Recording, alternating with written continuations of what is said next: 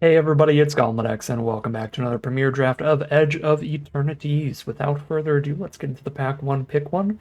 Tons of great options here. All Fates Stalker for removal on a stick, Grove Strider for just a great, gigantic green creature. The ward also helps play a little better against more efficient removal spells.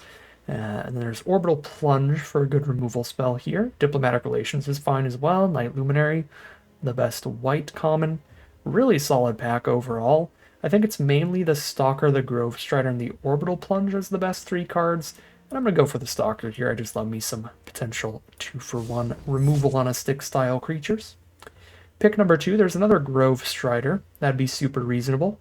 There's also a Night Luminary. Any slower deck in the format can definitely get to 8 mana for the Extinguisher Battleship style removal, and I'd say most decks tend to be slow enough to get to that 8. Even red decks, there's a 2 mana dork. Green decks, there are Lander tokens and a 1 mana dork. I guess red has Lander tokens as well. Blue and black can control things and use a bunch of card draw to slow the game down and make sure they hit all their land drops. The one color I would say almost always leans at least somewhat aggressive for me in this set is white. So Battleship's a little bit of an awkward pick too after an All Fate Stalker, but I still think it's the card with the highest potential upside by quite a bit if we end up in a deck that can use it well. And obviously, there's always a chance we just get cut off of white here. So I'm going to take Battleship, but I think it'd be pretty reasonable to take just the Great Green Creature or the solid Night Luminary there just to stick on color. Pick number three now. This is a much easier pick for me. I don't think there's really any competition for Night Luminary. Suppose the Honor is a decent play, but everything else definitely on that filler end.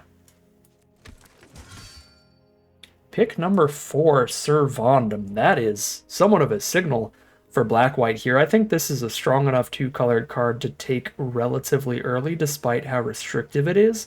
That said, this could just be a very powerful pack, because this is competing with two of the best green commons still. The Galactic Wayfarer and Gene Pollinator going pick four alongside it. I think we are in a pretty good spot, though, to try to push towards that black-white archetype and make use of the most powerful spell in this pack. Because we're in a position to not care too much about the restrictiveness. We're already halfway there towards black-white.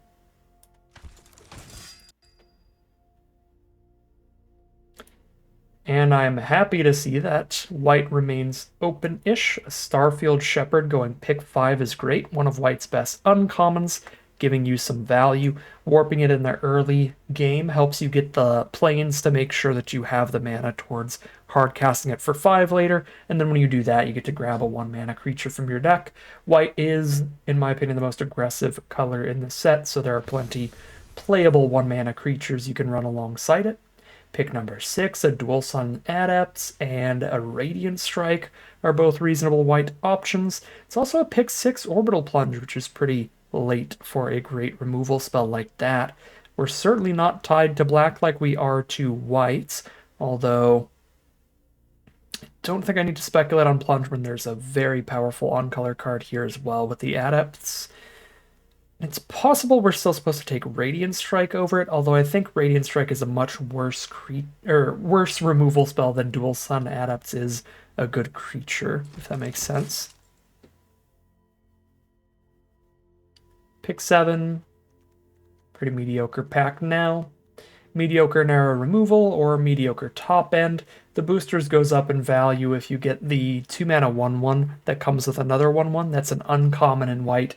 You can then sacrifice in the late game to pull out any equipment from your deck and put it onto the board. So that's a great wombo combo. It's nice to have 1 auxiliary boosters just in case you get that. But it's not a card I really want multiples of. I think this early in the draft, I will take reroute systems over that equipment, even though I do think it's not really particularly strong. I wouldn't consider it like a much better card or anything. Pick 8, an Exosuit Savior over a bunch of off-color filler. Exosuit Savior's filler as well, but it is on-color filler. And that's a pick 9 Orbital Plunge. That is to the point where I think we need to take that as a sign that red is at least somewhat open here. And that could be our second color. Take that over Hard Light Containment. That's a much more narrow removal spell. You have to have an enchantment on your board to use it. Or not an enchantment, an artifact on your board to use it. So white is definitely open. I'm feeling like red may be the second most open color in this draft pod, in which case we could just play the two most open colors and end up with a really powerful deck for that. Yeah, pick 12 reroute systems.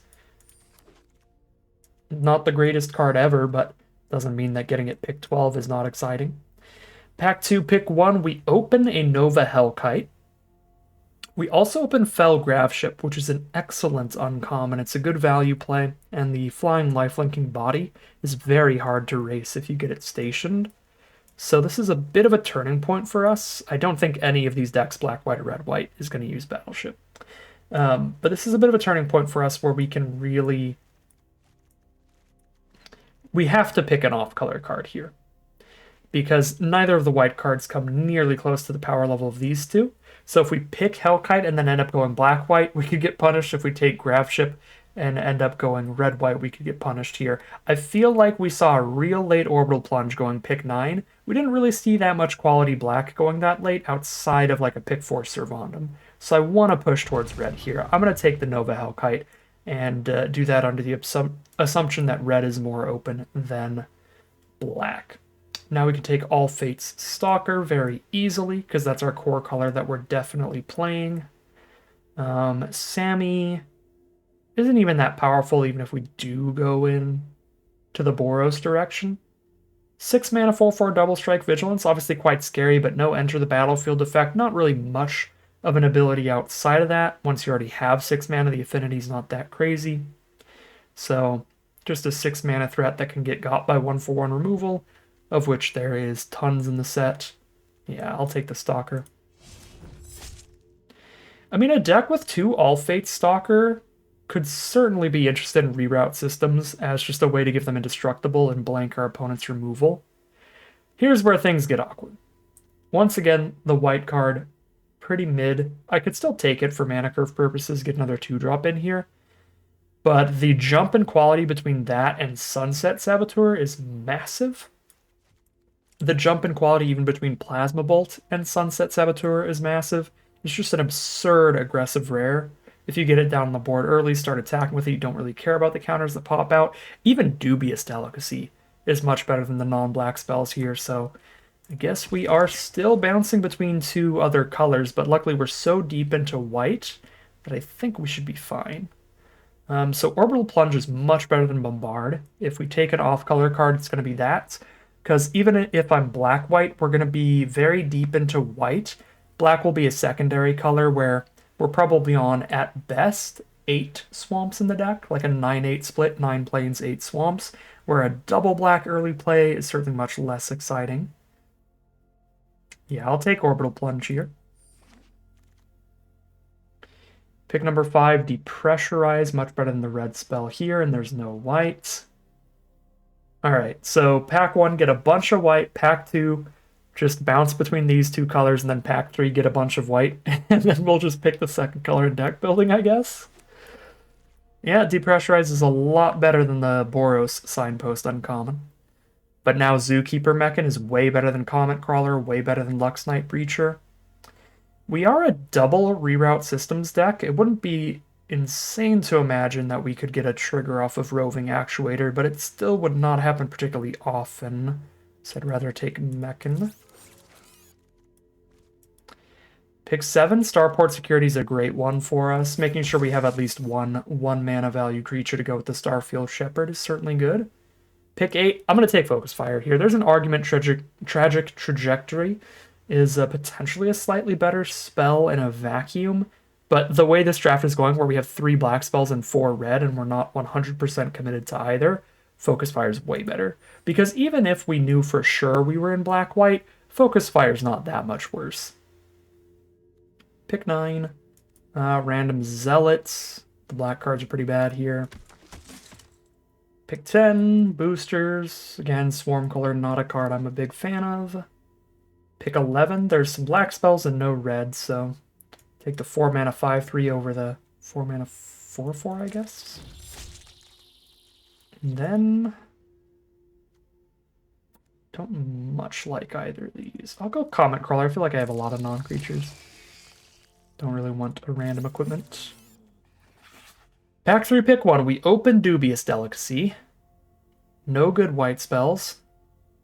So I have to take Dubious Delicacy or Cov Land Seeker. So again, I have to take a black or a red card here. I think Sir Vondam plus Saboteur is a whole ton of power in black right there.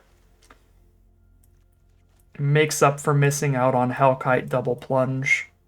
Right, 2 aggressive rare creatures. We got some pretty late black stuff last pack. We also got some pretty late red. I'm going to lock it on black for Dubious Delicacy on this one, I think. Pack 3, pick 2. No good red. Happy to see that. Awkwardly, no good white either. Dawnstrike Vanguard, but it's big, slow, and narrow. I think I want to take Secluded Starforge. Love being able to spit out some creatures when we're flooded out. If our opponent board wipes us, which happens a decent amount in Edge of Eternities, it gives us something to do post-board wipe. Monoist is very solid as well, but I love the flood prevention of Starforge. One of my favorite rares in the set. Starfighter Pilot, just help this mana curve out, be real aggressive. Seam Rip is reasonable, but narrow. Yeah, we'll take a Pilot.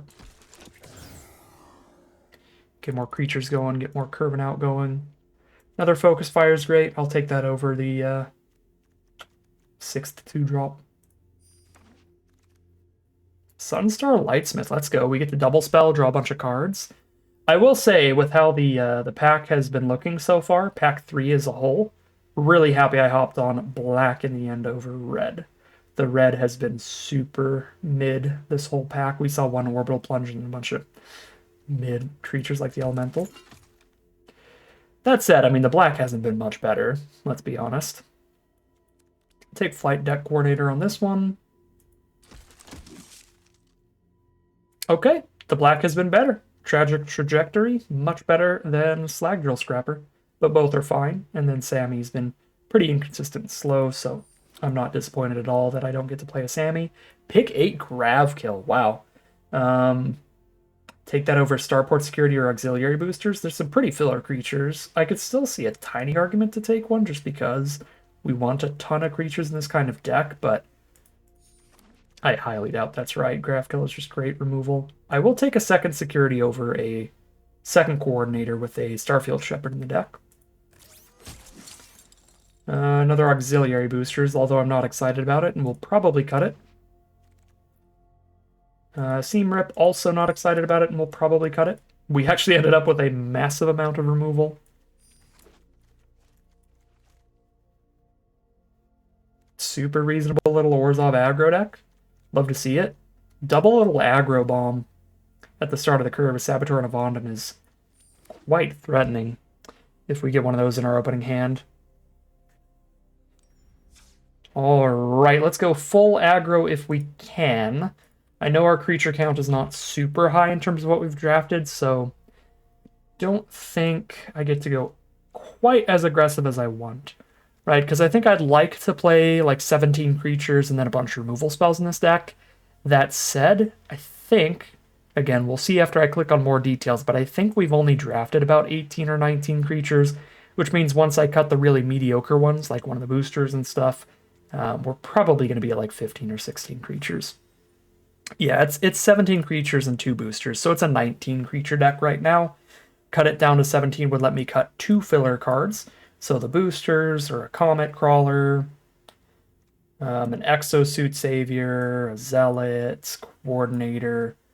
Like, the amount of super filler stuff is this big stack, but I only get to cut like 2 to 4 of them while remaining quite aggressive. So we're going to have some filler in this deck, that is for sure. When it comes to the non-creature spells, though, there's not going to be any fat on these bones. It's going to be all lean meat. All the best stuff there. So let's just immediately cut 2 of these. I don't think I want 3 5-drops in the stack, so I'm going to cut at least 1 boosters for sure. But I really don't mind having 1 at the top of the curve.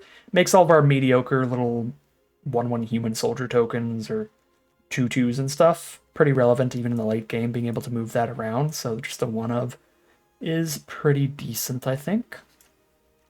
In terms of filler, it's like decent filler. And then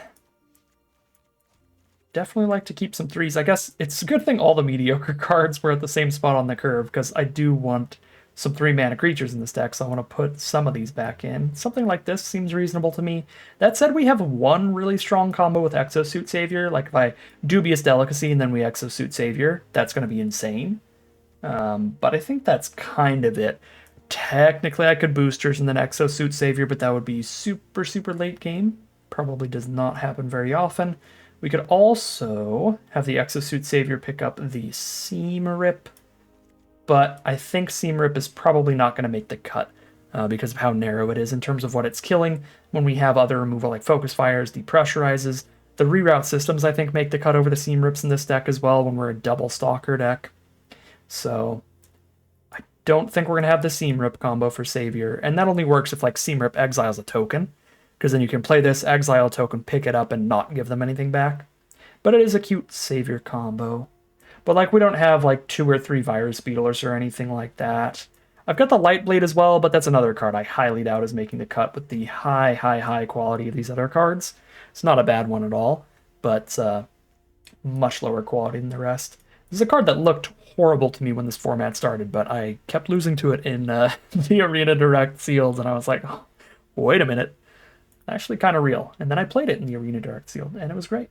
I think we played it in our winning deck when we got the booster box.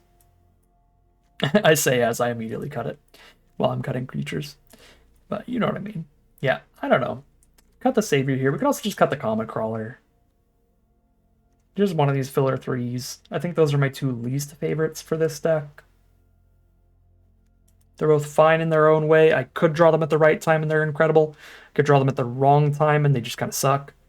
A 3-mana 2/2 flyer with no enter effect, or a 3-mana 2/3 lifelinker with no other effect, both pretty dang bad. I think I'm going to run the Crawler over the Savior. I really don't think I'm going to get enter effects out of that, basically, ever. And now we'll cut the non-creature stuff. So we cut 5 of these and just run the best of the best removal, mainly. Not the worst Zealous Display deck ever. We have 17 creatures, 2 of which are token providers. So that's about as close as you can get to winning that card, but not quite doing it.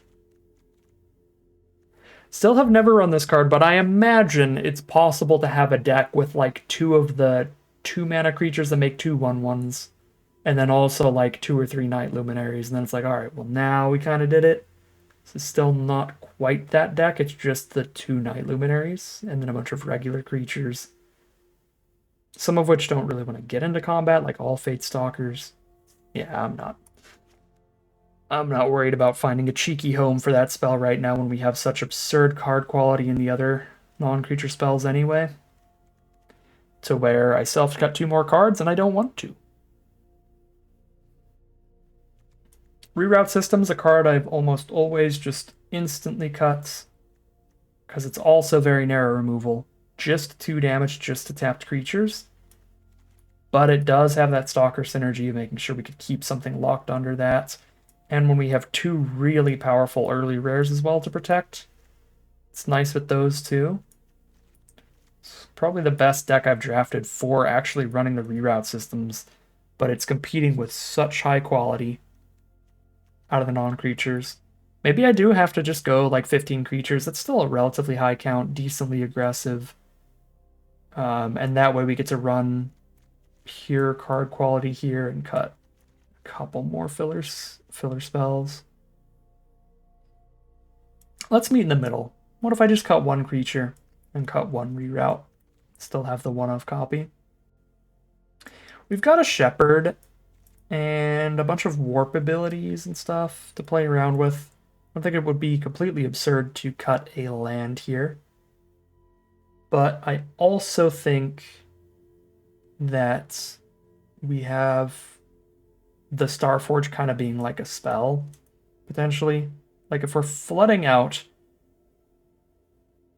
and we haven't drawn the Starforge, we could just pretend we cut the 17th land and we didn't draw it because the 17th land is the Starforge.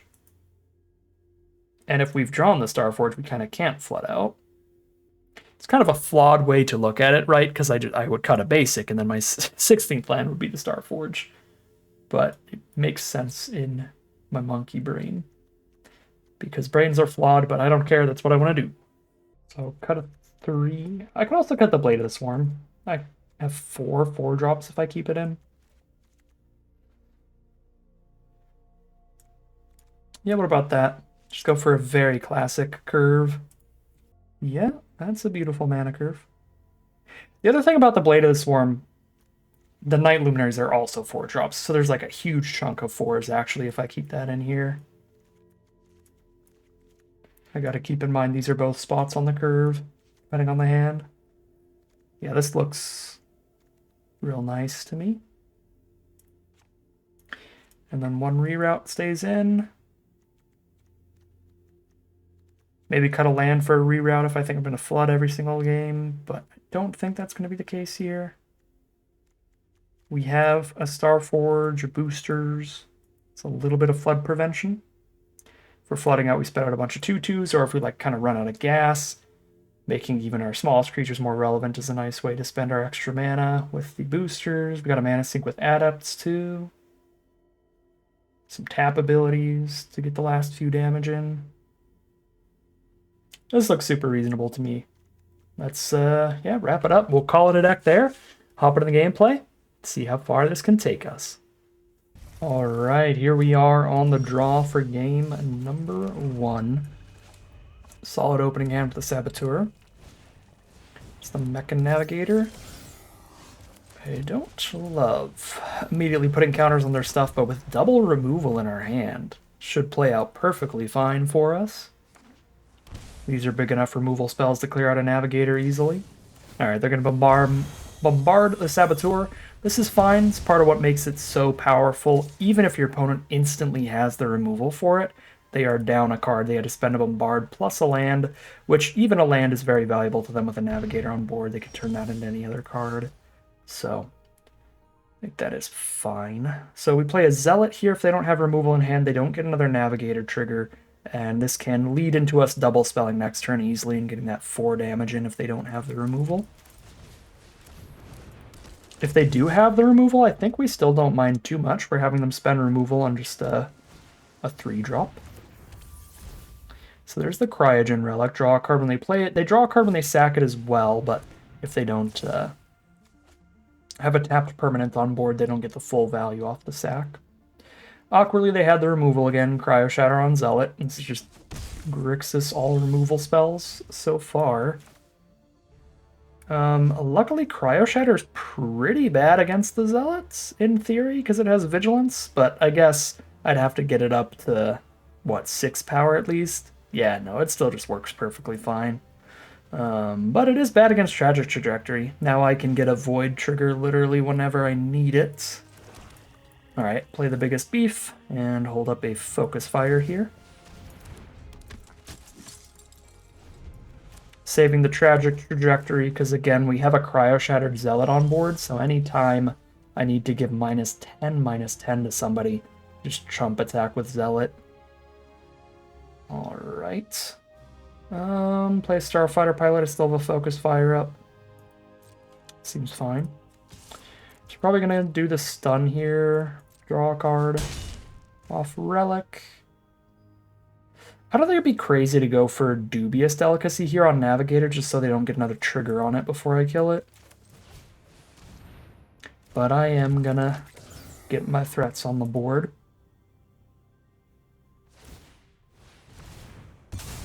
Get my Summoning Sickness out of the way.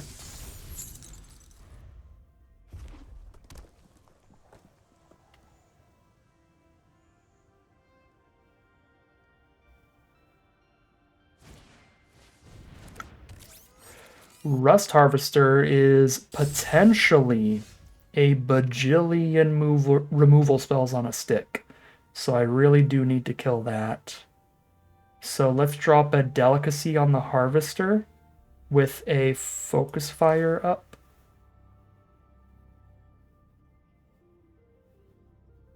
Alternatively, I could Delicacy the Harvester holding a black mana up. That way, if they have some way to counter the Delicacy, I can still kill Harvester here, because Harvester isn't going to get into combat. And I really need to kill it, so it doesn't 2-for-1 me by killing my 2/2 before I spend removal on it, so I think I gotta play it safe here. Make sure I have Tragic Trajectory if they counter Dubious Delicacy. Okay, they did not counter Dubious Delicacy. They played their own! Aha! Nice. Okay. Well, I'll give them one more draw discard. Neem. Oh, they didn't even do it. They didn't even go for the draw and discard. Happy with that. I'm just waiting to hit land 5. Part of the reason I didn't Trajectory is that it's the only spell here I know 100% I can double spell with a Lightsmith if I hit 5 mana.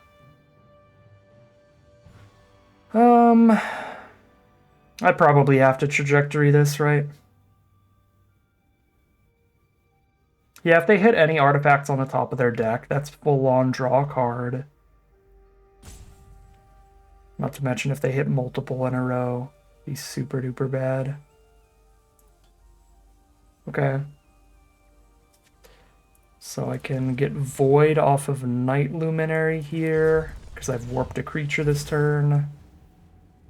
That allows me to play the 1/1 off of Luminary, play the Tragic Trajectory, and still have a Focus Fire up.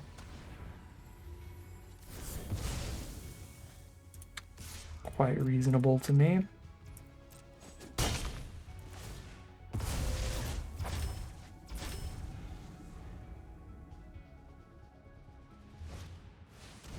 Fell Graveship. Speaking of quite reasonable, that is quite valuable. Pick up their best permanent from the graveyard, and if they get the power to fully station that Graveship, get a lifelinker going. It's a great combo with Navigator as well, letting them get value off its ability without having to go into combat to keep it safe from focus fires. Sir Vondam is the draw. Well, this game I'm happy with the 17 land deck, because I'm not happy that I haven't hit a 5th land. Just play Vondam and hold up the focus fire.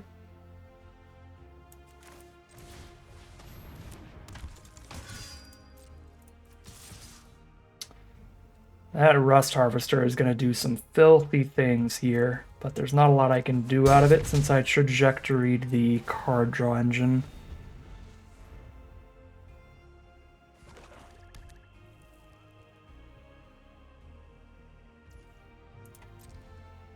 They try to kill Vondam, I respond by cracking Delicacy to get the counter at instant speed. So I kind of have to hold mana up here to make sure Vondam survives. That is the Lightsmith mana, that's huge. That's so awkward though, because I want to play Lightsmith pre-combat to focus fire, but then I'm tapped out of Delicacy, so they could just kill Vondam with Harvester if I cast it. So they exile an artifact from grave, that's now a 2/2, it shoots for 2 damage. Yeah, that's quite awkward. I don't think I get Lightsmith value this turn. This is going to be Night Luminary and Focus Fire, I guess. Most likely.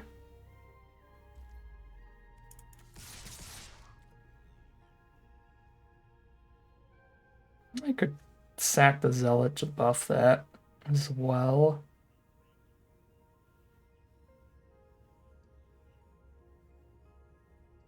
Yeah, we're at the point this is doing literally nothing on blocks or anything anyway. Sure. Oh, wait, I'm dumb. They have to actually damage the Zealot for it to die. Well, this is going to go really poorly for them. I'm very happy Harvester actually got into combat then.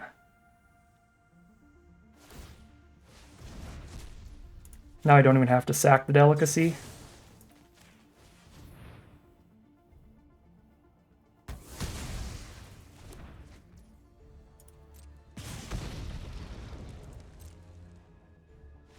There's a concession from our opponent. All right, solid game there. Started off 1-0, heading into game 2. Guess who's back? Vondam's back.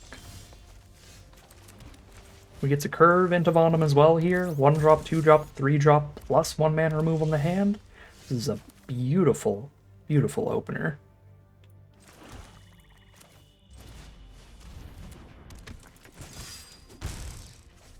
Pre-combat, in case some very weird, very narrow spell kills security for attacking, but doesn't kill Vondam.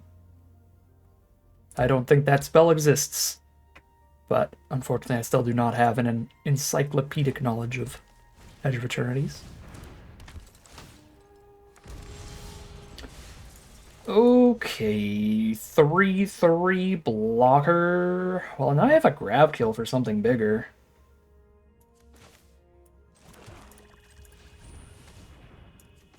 Yeah, let's jam. Let's jam. Get that thing out of the way, because it's going to be an annoying blocker for all my non-menace creatures throughout this game anyway.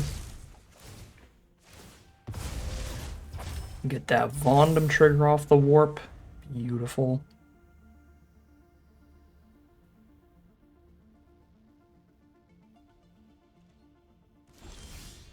I don't like all that mana you're holding up, opponent. Do not like it one bit. Show me the bombard, I guess. They refuse. No bombards will be revealed this game. Here's Night Luminary. They could have the uncommon board wipe. That'd be pretty rough, but Vondam would survive. A red and 2 mana instants. You create a lander, and then if you sack an artifact, you deal 2 damage to everybody. So they're the full Teamer ramp deck here. They did have to spend the turn just cracking the lander, so they have no other lands in their hand currently. They just drop a Fungal Colossus, and that should leave them pretty dead, I believe. 6, 7, 8, 9. Yeah, put them to 2 life this turn. Let's go. Yeah, concession from our opponent. Nice, quick little Orzhov aggro nonsense so far. 2-0, heading into game 3. Here we are for game 3. We got a mono-white opening hand, which is definitely awkward. It also doesn't really have a curve out. Security on 1, Lightsmith on 4. But basically, no matter what I draw, I have access to Security, Focus Fire, and Lightsmith throughout the game. It's not exactly good, but it has the lands to cast almost every spell that's currently in the hand, which is not something that you can say about every hand. I'm going to keep it here. I do not mulligan very often. It takes a lot to get me to mulligan. Basically, if I can cast the majority of my hand, I'm probably going to keep it.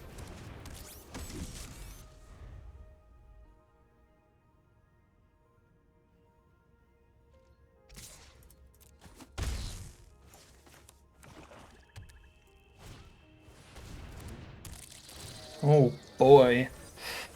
Our opponent really has the curve out to potentially punish that kind of keep. That said, we've drawn literally perfectly. Like, imagine seeing Plains, Swamp, Security, Luminary, Focus Fire, Delicacy. Like that kind of hand. Like, you snap keep that hand. But we're still in a very rough position regardless. So, Mulligan Decision has had nothing to do with it, but I'm very concerned. They start with a 1 mana 2/2 and follow up with a 2 mana 2/3. So 2 overstated creatures for their respective mana costs in a row. Now use Social Engineering is going to be coming up in the late game to make sure they get a 2/2 every single turn. This is a wonderful start for our opponent.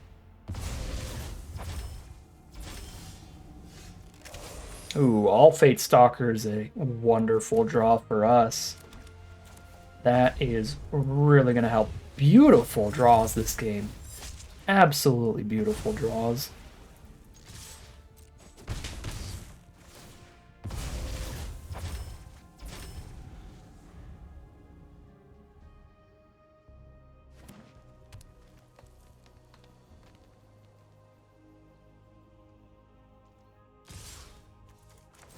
It's 5 mana to activate, and it's sorcery speed, so they can't activate the Brood Tender in response. They could have some kind of trick. There's an indestructible trick in black and green for 2 mana. They did not have that, though. Blooming Stinger. Don't think we mind the Blooming Stinger too much. We just trade a 3-2 into a 2-2 Death Touch. Okay. I don't really want to play All Fate's Stalker this early, I think.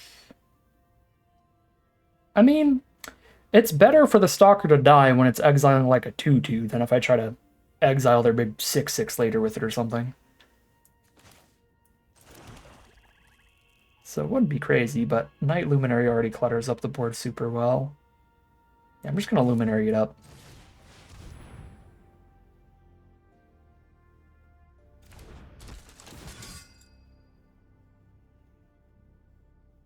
If we manage to wait to cast All Fate Stalker until they have the Eusocial Engineering on board, that'll be really nice. Because then even if the Stalker dies, it's like, okay, whatever. I still permanently exiled the 2-2. So they've got 2 cards left in their hand outside of this Engineering. Hopefully one of those is the land, and they just go like Land Engineering or something. I don't think I want to kill Edge Rover yet still, because there's a chance they have double black spells. They definitely exist in the set. They do not have double black spells. They have perfect mana to play a Void Forge Titan, draw the card. Get a great little 2-for-1 there. Well, Dubious Delicacy cannot kill the Titan unless I 2-for myself by sacking, like, Trump attacking with security. And that also doesn't work unless they block. I think I just Stalker here. Because, like, even if they do block security with the Titan, it's just not a great way to kill it. I mean, realistically, Starport security's not going to block anyway. So is that a good trade? Just in the interest of making sure Titan can never come back no matter what, I kind of don't mind it. And the worst case scenario is like, okay, I'll get 1 extra point of damage in here. Because I wasn't going to block with a 1-1 anyway. Okay, 1 extra point of damage. We exile the Titan. And we know that in hand they had nothing left except what they just top decked off the Void Forge Titan. So they will have had to have top-decked removal in the last 2 turns to get the Titan back immediately, and luckily they didn't. They found at least 1 land for Eusocial Engineering, so just go for the Engineering, and of course, if I waited 1 turn, I can know the Titan's gone forever. That's fine. 1 mana away from Lightsmith plus Delicacy in the same turn, as an excellent value play, so I'm not going to cast anything here. I want to keep these in hand to double spell more easily in the future. We can just start activating Starforge every turn and crawling ahead here. I guess not really. It's kind of even. Actually, Starforge is basically our Eusocial Engineering, right? Like, if we just don't draw anything that we want to play right now, I get a 2-2. If they just flood out and hit a land, they get a 2-2. So each player gets to get a 2-2 any turn where they don't actually draw a spell to play. It's kind of even here. I think we're ahead. Because the board state is pretty even. They're definitely ahead on life totals, but I can't imagine their hand is better than this. We have 3 quality spells. They have 2 cards. So they'd have to be 2 very high quality spells for their hand to be better. And everything else is basically at parity.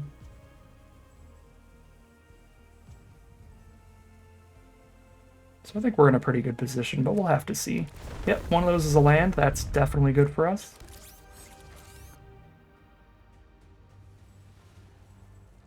And they pass through. Get a 2-2. Alright. I could Lightsmith and Night Luminary Warp here to draw the card. I'm into it.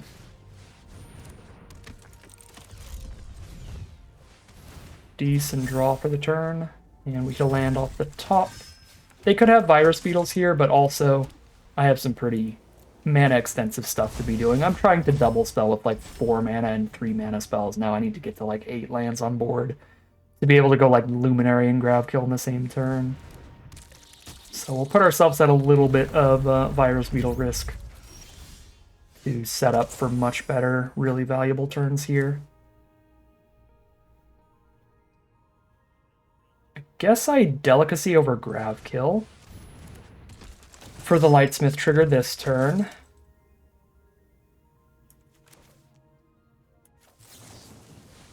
And just keep slowly getting ahead in cards. getting ahead on board. I'll let them crack a lander here. Thin out this board a tiny bit.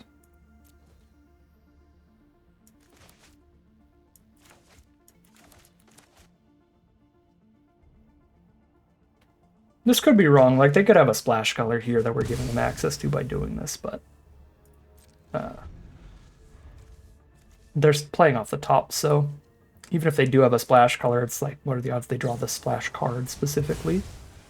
Gravkill's beautiful here because they get the Titan back, and that is the Void trigger for the Titan, so that was an excellent draw for our opponent. But it means we can very freely double spell back at them, clearing out the Titan.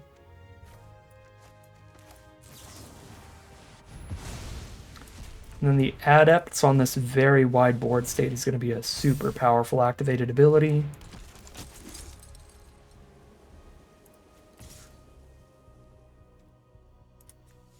Should just pass now that we have Adepts out. I don't really want to trade Luminary down when I'm tapped out of the activated ability. 4, 5, 6, 7, 8. Speed to 9th. Actually working our way towards a double Adepts activation, which would be super absurd.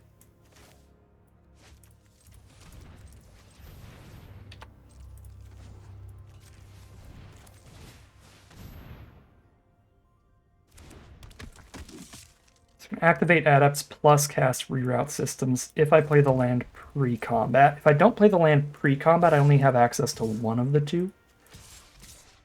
And I want to be able to do both.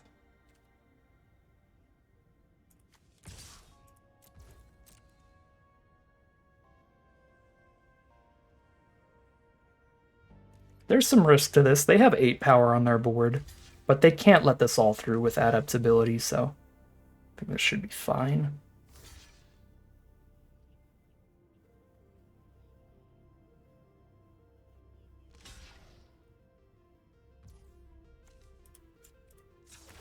Yeah, this looks profitable to me. Opponent was gonna cast something from their hand here, but I feel that our pre-combat play another land may have been a little suspicious to them. Need exactly 1 extra mana up. Also, something could have just come. You never know.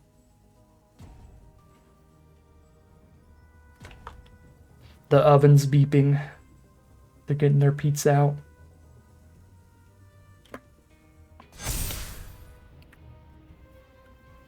I do not need to reroute systems. This is already profitable. And there's just the concession from our opponent. They are over it, and that is 3-0. As excellent of a start as you can possibly have. 3 games into a draft, so still undefeated as we head into game number 4. Alright, here we are for game 4. This is a reasonable opener. Obviously incredible removal with double stalker after trajectory. The only flaws, we could miss some land drops here, but if we don't, we actually have the full curve out off of just Luminary and Comet Crawler alone. That's our 2, 3, and 4 mana play.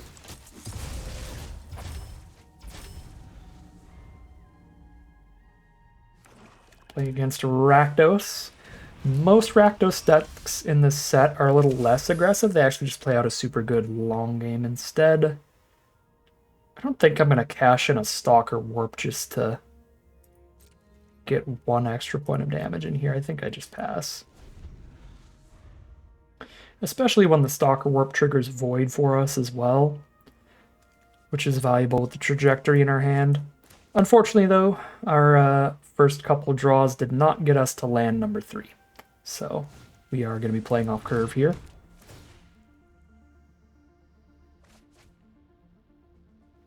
Our opponent might have similar issues. They go for the Mock Sight, discard a card, draw 2, probably looking for mana. Take 2. Unfortunately, Arena kind of totally reveals our focus fire there. And that is 3 for 3 on failed coin flips. Not the best start. We just crack back at them a little bit here, I suppose.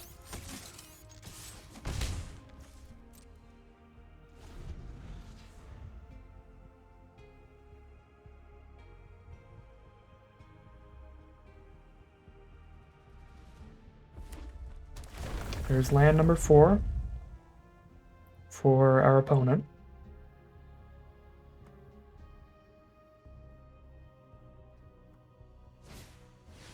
Memorial Team Leader. Welcome, Kavu. Alright, we have missed 4 land drops now. This is where things are getting to the insurmountable level of far behind.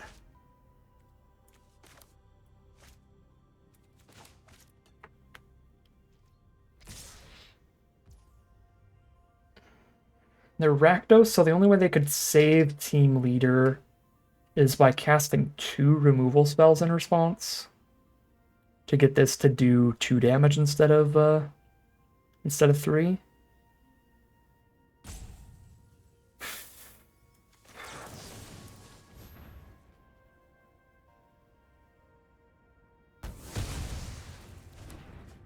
I guess technically they could also have the 1 and a black +2/+2 indestructible trick.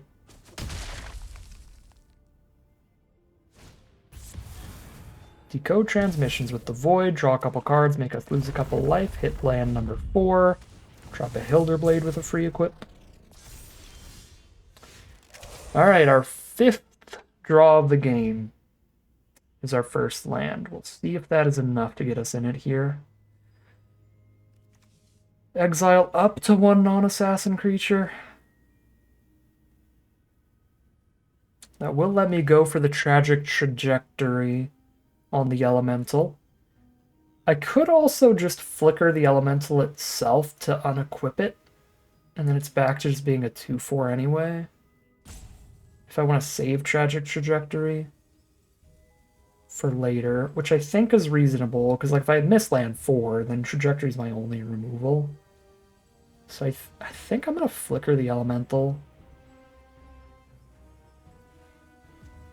Take another 2. Well, yeah, I guess that's the problem, is if I just flicker the Elemental, like I don't have blocks for the 2/4 anyway, so I will keep taking 2 a turn every time they landfall. I could play the Lifelinker.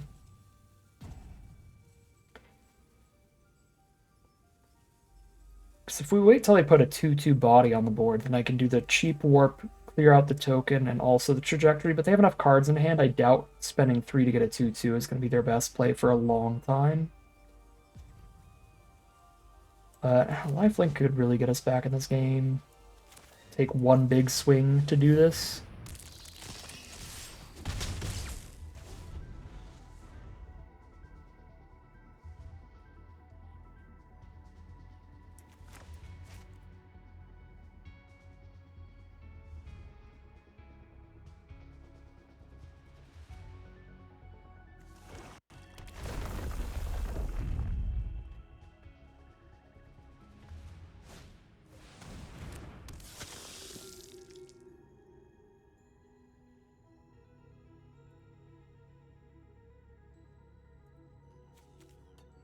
The Lightless Evangel is the play. They exile the Lifelinker.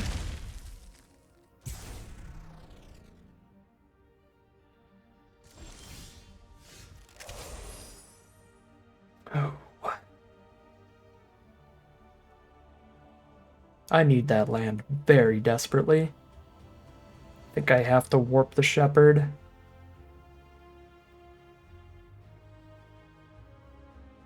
Warp the Shepherd, trajectory the Elemental.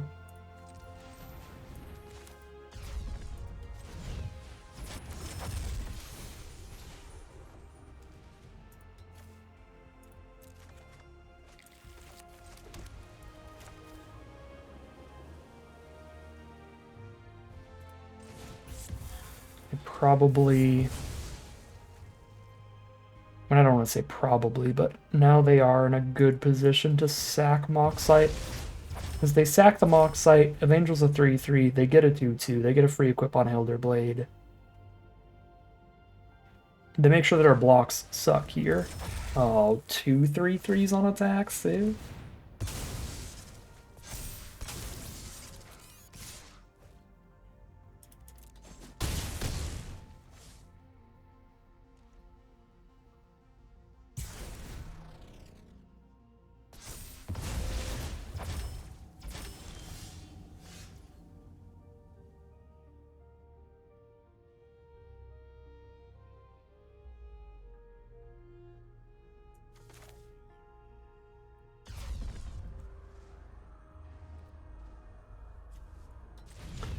We are luckily well positioned to clear out tokens at least.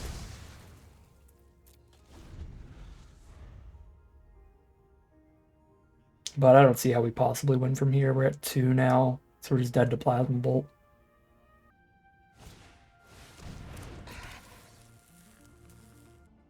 We're not literally dead to removal, but we're basically dead to removal because it'll force a double chump instead of actually clearing out one of these creatures. So yeah, there's the Embrace Oblivion.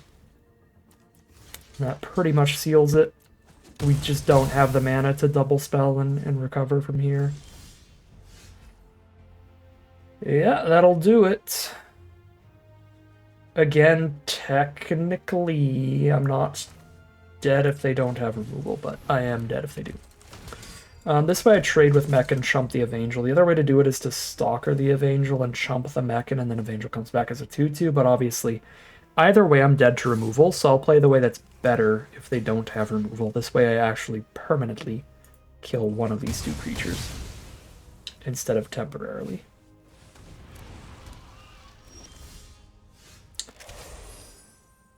One of the few ways I cannot insta-die to a land from our opponent.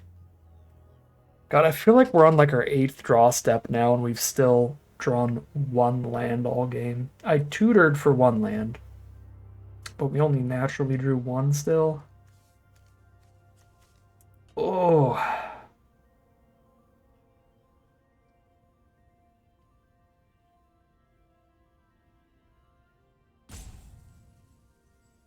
I'm over here thinking, like, what's the best play if they miss a land drop? And it's like, okay, if they miss a land drop, that means these are all spells. 3 spells and they draw a 4th off the top. There's just no shot. There's no way I can play around them not playing a land. Like, just grab kill the Evangel. No, I think I have to Stalker that. Because then even if they do play the land for turn, I have the 2/3 for the 2/4. I'm dead to removal, period, no matter how I play it. Ugh.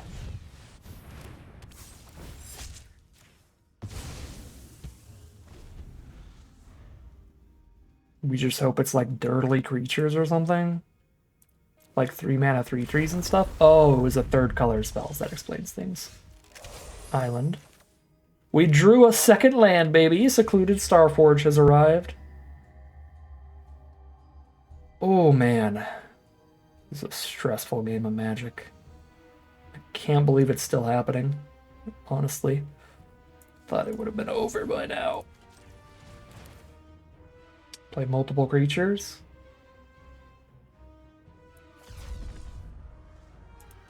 Play a bunch of blockers.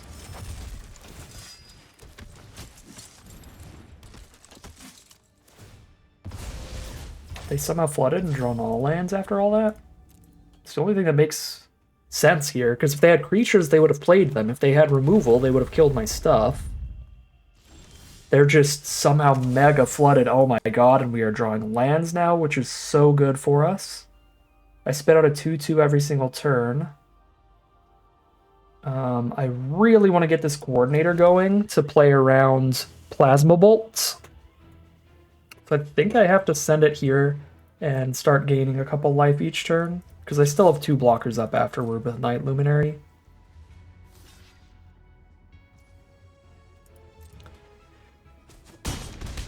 Or I can grab kill here.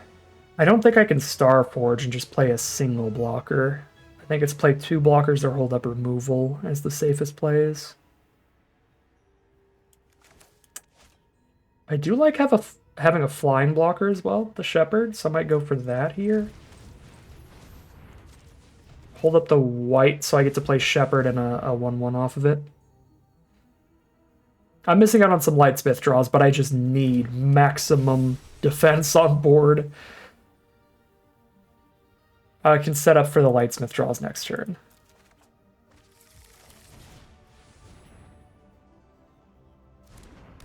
Like, we can win the long game with Lightsmith and Starforge. I don't need to maximize value off it immediately.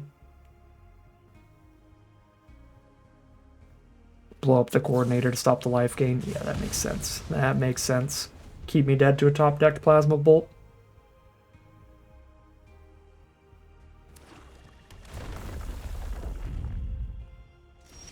That is not what I wanted to see. Depressurize is a good draw. I just mean, I'm talking about them having the kill on coordinator there. Alright, let's start drawing a card every turn. See if we can't find another piece of life gain. We actually have a tiny bit more in this deck. Teeny tiny bit more.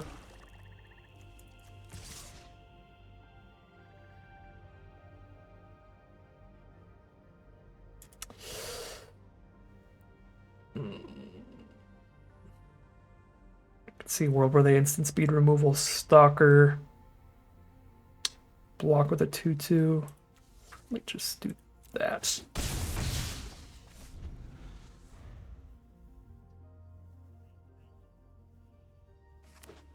Oh man, they are flooding. Okay. Board wipe for the mill me out. I've got 9 cards left in the deck. They have 1 creature on this board, and that's life gain. And that is life gain.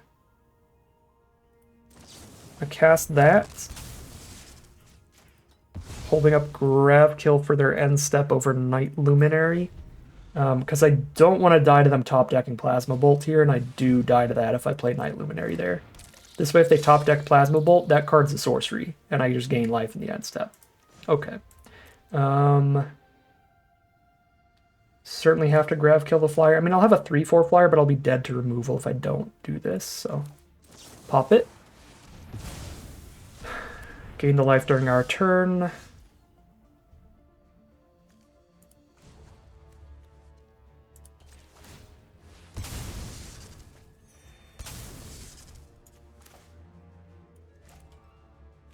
Three, 2, and a 1/1 on ground, or a 3/4 in the sky. 1, 2, 3, 4, 5 to activate that. 2 mana to play something else. I won't be able to play either of these and also activate Starforge for a long time anyway. I'm gonna get multiple blockers. I'm still mega concerned. 11 life to 5. I'm not really worried about milling out. That's not where my headspace is at. I'm just worried about randomly dying to some hasty nonsense or something. Alright, I mean, they're dead next turn on this board.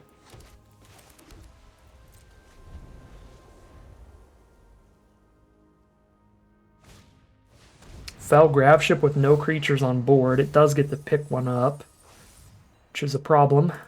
It's their best creature in grave. Honestly, their creatures are super dirty overall. Maybe the flyer? Maybe the 4/3? Yeah, I still have 6 combats to kill them.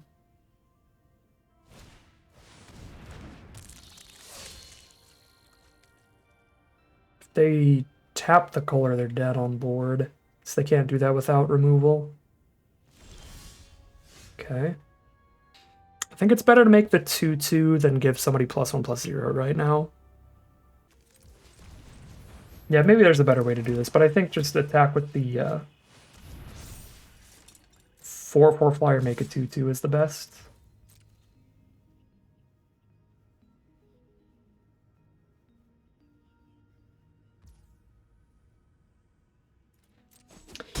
If I don't re-equip the boosters, though, I am dead to Plasma Bolt again, because they can hit me for 2 with the flyer and then 3 off Plasma Bolt with the Void trigger, since they'll have sacked Gravship. Okay, I guess I actually probably do have to move this again then. Instead. So I should have pumped. Gotten 1 extra point of damage there.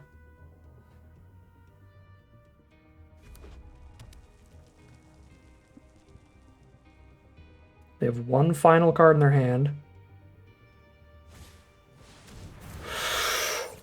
Oh, that's such a good draw.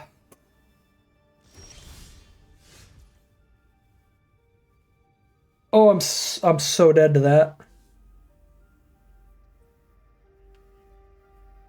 They gain 3, I take 3. They draw 3. Good lord. So they're at 6.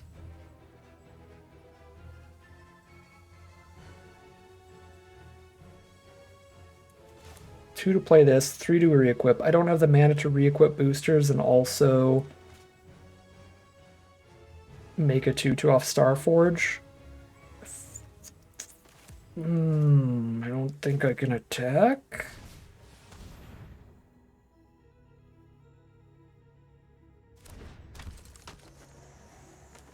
Because then I don't get to do anything with Starforge. And then when I go to re-equip the boosters, they can respond by killing whatever I'm going to put the boosters on. Unless I put it on Saboteur, but... Let's see what this is. 3 toughness? It's a 3 toughness blocker if I put it on Saboteur. Then they couldn't like kill it in response to me moving it, but they could kill it after they top deck. I think this is just pass. I don't see how we're not going to lose to this draw 3.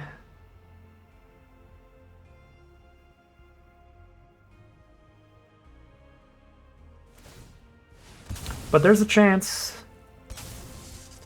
If they don't find a way to kill Saboteur, Flying Menace, just juice that thing up to over 6 power with Secluded Starforge, giving it +1/+0 for each artifact we tap. That is kind of the goal here, just Hail Mary a Saboteur in.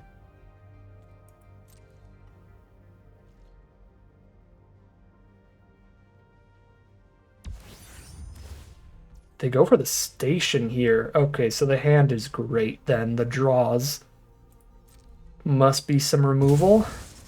Okay, either the hand is great or it's super bad. It's either all lands or like all removal. Because like not holding up the blocker seems extra sketch.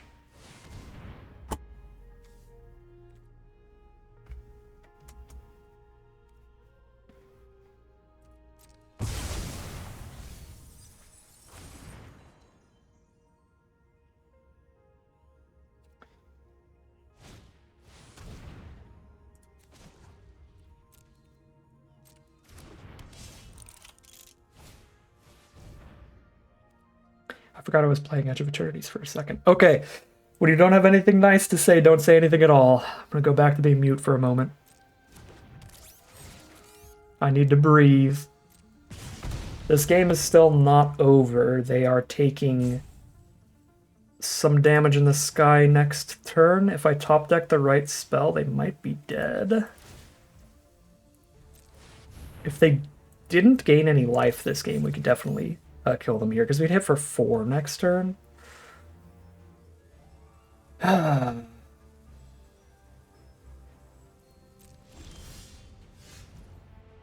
something. Interesting. I do not have a chance of winning this game if I don't attack them right now. So I have to attack them, reroute the Scrapper, take 2 from Ardent, and just hope they don't get the pings to kill me. Hope we have a 2-turn kill. Which I think the best way to get a 2-turn kill is going to be by making another 2/2 instead of hitting them for 4 instead of 3 right now. Because that's already half their life total each swing without using the buff. Of course, I can use the Starforge buff. I can tap boosters to get +1/+0. But I think this is have a 2/2 blocker plus a reroute on the Scrapper to not take damage on the Crackback, and then top deck our last card, kill them on our last turn.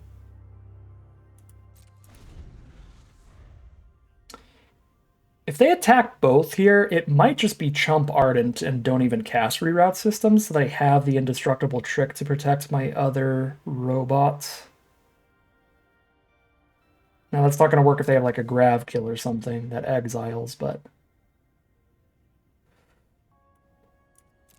If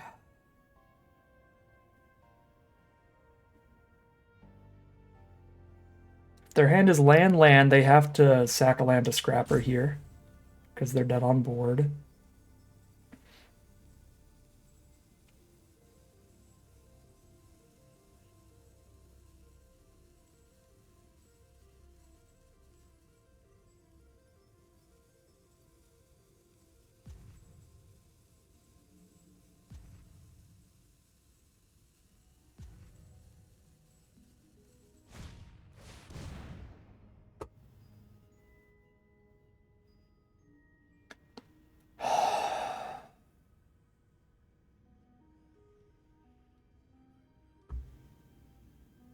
I couldn't make that up if I tried.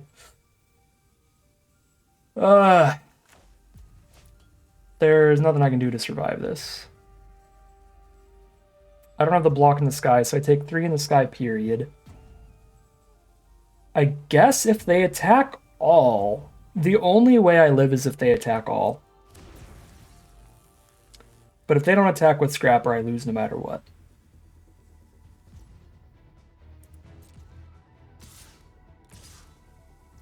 Alright, well played. Incredibly infuriating, but well played.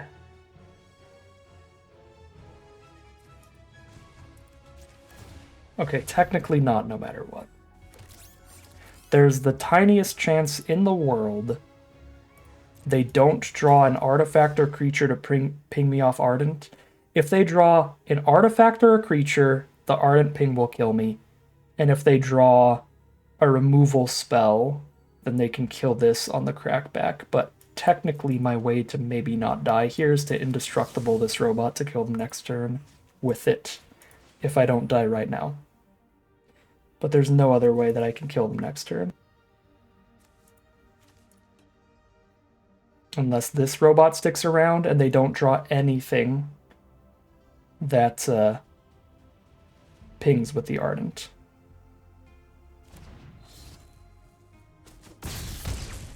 Go to 1. Why did you even have to think that? Oh! Oh my god, they had a gunship the whole time too.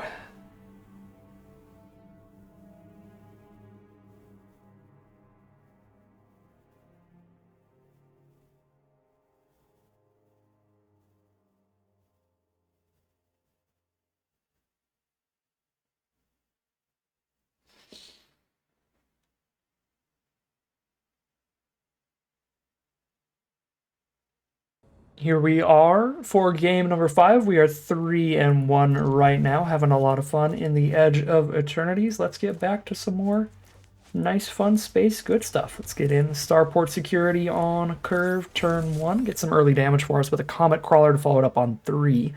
If they somehow make a token turn 1, I guess I get to Stalker it on turn 2, but otherwise, a little gap in our mana curve.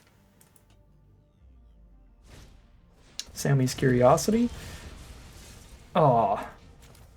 Lander tokens are not non-assassin creatures.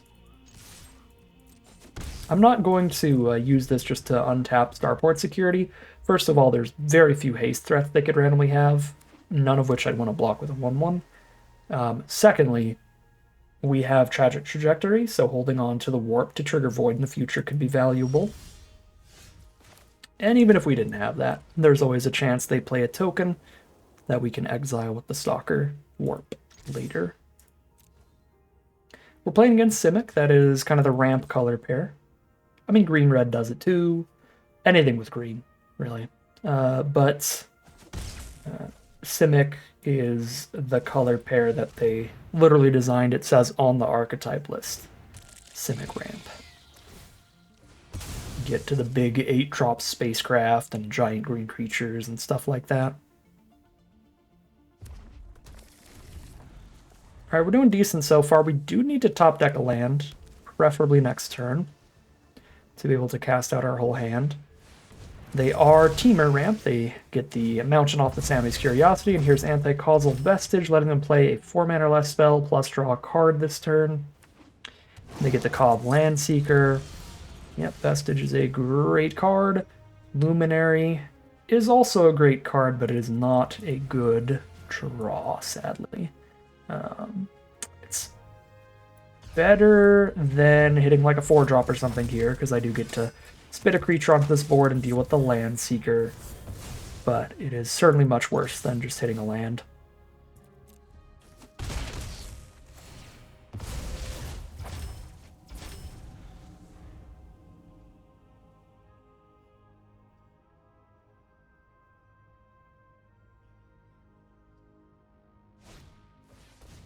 Gene.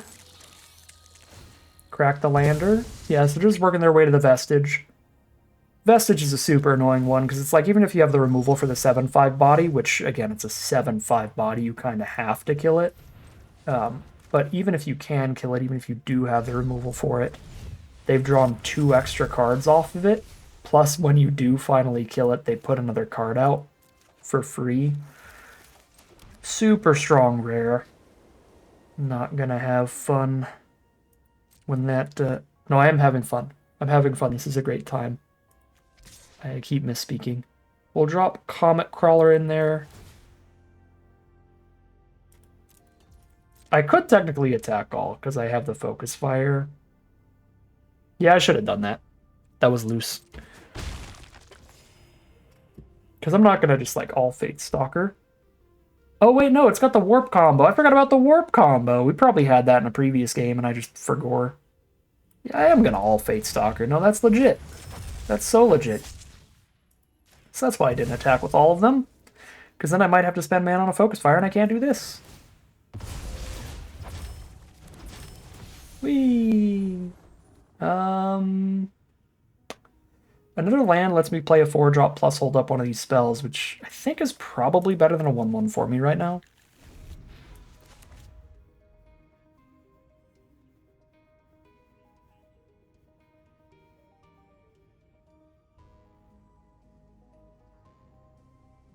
I really do not want to all Fate Stalker and Anti-Causal Vestige.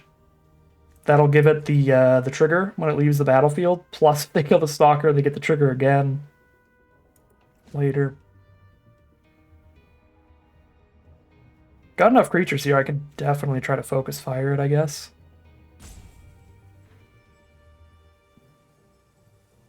If they missed land 6, Gene Pollinator does not make mana by itself, so they can't play the Vestige yet. And it looks like they did.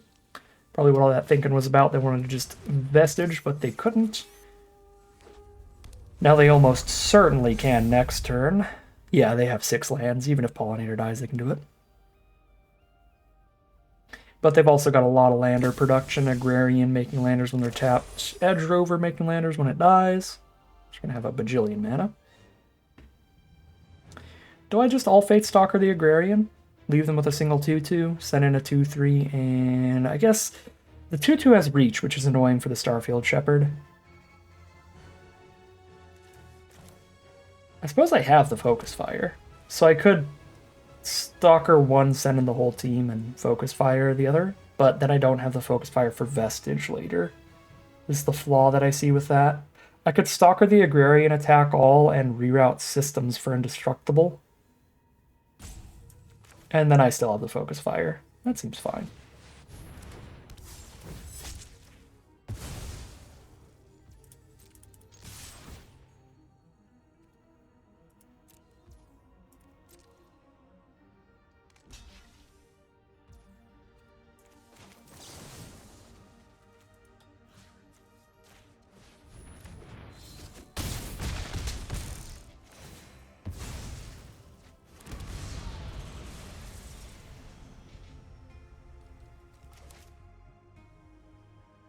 Gain a bunch of life off this random Comet Crawler this game. We're at 26.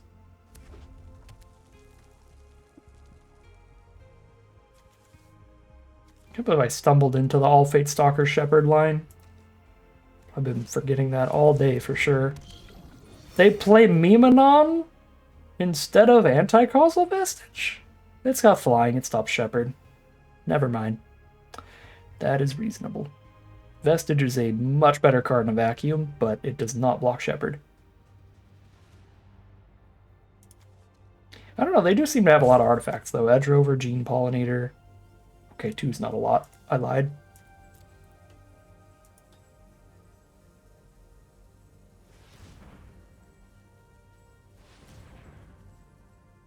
Ooh, blue mana off the Memnon. They had a Survey Mechan on top for it, so the play really pays off. Just perfect mana to do that. Wow. Alright, I mean, full speed ahead, full aggro. Are we not? Play a Night Luminary and Focus Fire the Meme Dream. And just have to attack with everybody through the Vestige. I could keep tapping the Vestige with Starport Security as well, so that's legit too.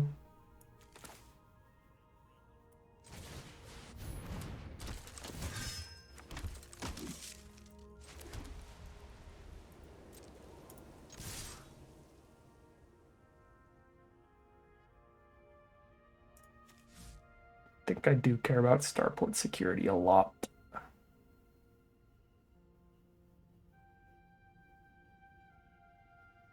So mech and block Stalker.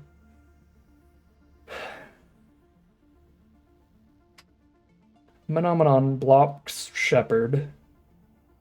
They take 3 or 4 damage here.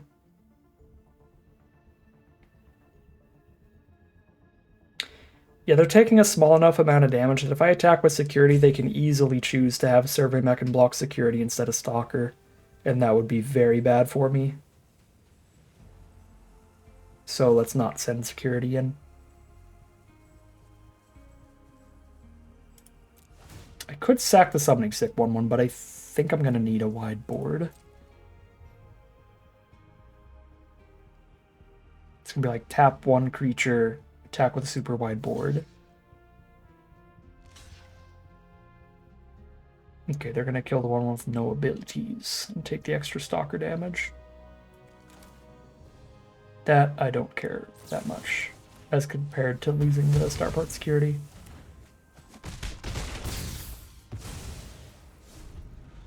Although I guess what I could have done is just like sack that 1/1 instead of attacking with it. Would probably be better there. Yeah. Would have been better to sack a 1/1 to a crawler than to sack a 1/1 to sneak extra damage in. I mean, it kind of played the same. I just gained less life, right?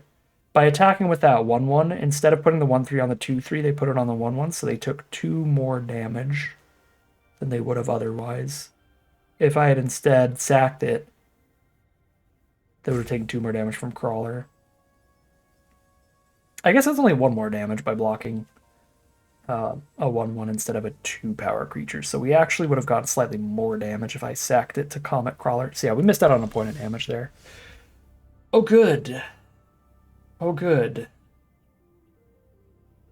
Hold all of their mana up. That is not suspicious in the slightest.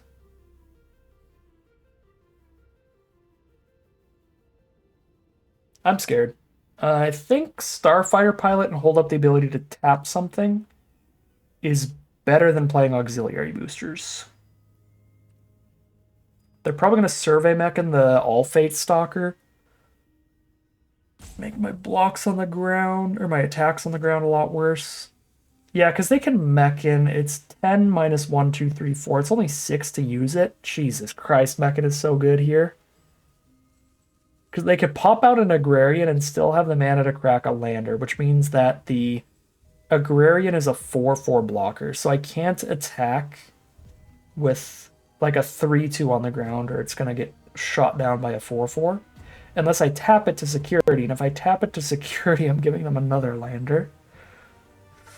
I can definitely attack with Comet Crawler, at least. What if I just go Shepherd in the sky, Comet Crawler on the ground? If they pop the Stalker, Shepherd gets it in the sky, and Crawler can trade into Agrarian. I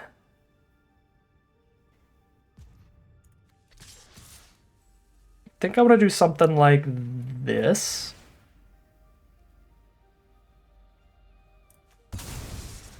And then I want to kind of use Starport Security as a like tap 1 creature during their turn, untap, tap another creature, try to get that final push for extra damage in.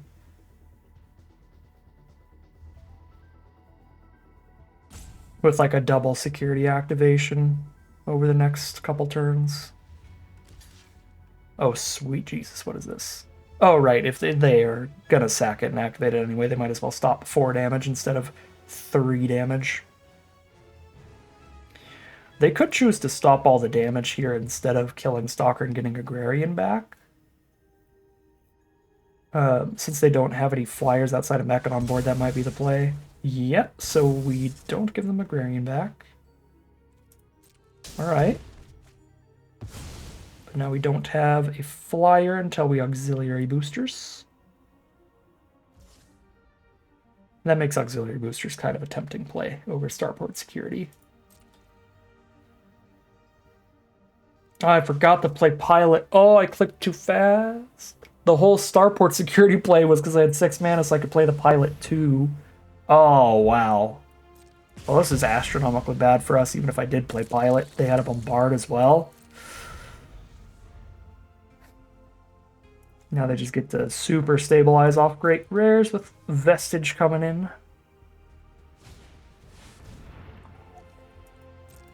There's the deck of just card draw value. So many creatures with multiple pieces of card draw attached. Vestige draw 2, Bruntar draw 1,000,000, Mechan draw 3, Menominum drew 1 when they played it.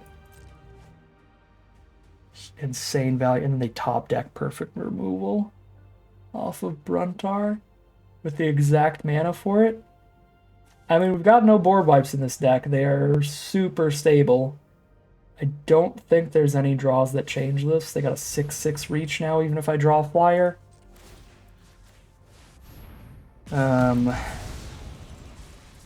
I guess I could draw removal first and then get the flyer down.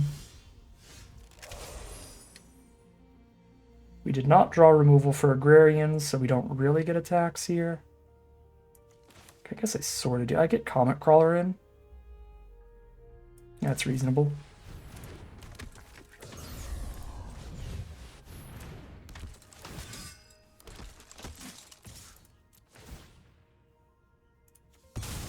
Yeah, I don't know how we're breaking through for these last few points of damage. I think we are pretty doomed now off of Territorial Bruntar, guaranteeing they're drawing an extra card every single turn.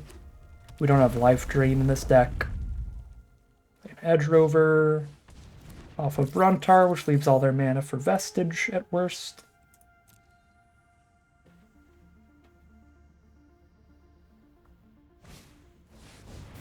Okay. I certainly could have played this out better, but their deck has insane tools for stabilizing, and I am not feeling like trying to play it out, trying to get them to mill out. Just going to move on to the next game there. That is a 99.9% likely loss at that point. 3-2 heading into Game 6. Here we are for Game 6. This is a very mediocre opening hand. We have both of our colors, but we don't really have threats. I have 2 removal spelly creatures and 2 tiny little baby removal spells. Still don't think I can really mulligan considering 3.5 of these cards are castable. We have both of our colors. We get the curve started on turn 1 as well. If we draw into any other creatures to go alongside the security, could be a great curve. Alright. I mean, skip over the 2-drop, but this is a reasonable draw here, hitting a 3-mana creature. Opponent is on green-white, the kind of +1/+1 counter color pair.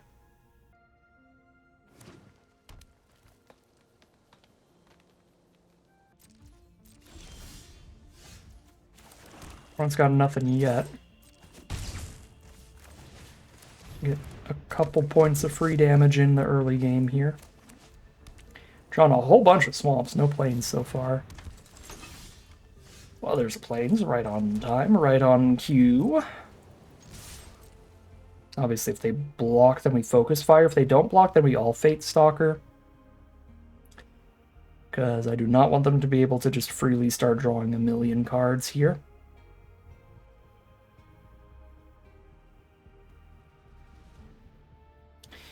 An argument for waiting until we have 5 mana so I could play Stalker and hold up reroute systems alongside it.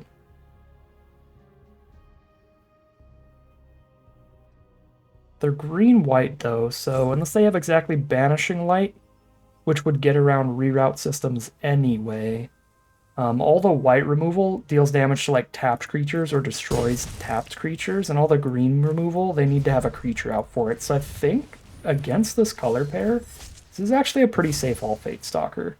Because again, like the one card they could have that blows up the Stalker through a reroute systems on an empty board, exiles it, or that kills the Stalker on an empty board, exiles it anyway, so it kills it through a reroute systems too.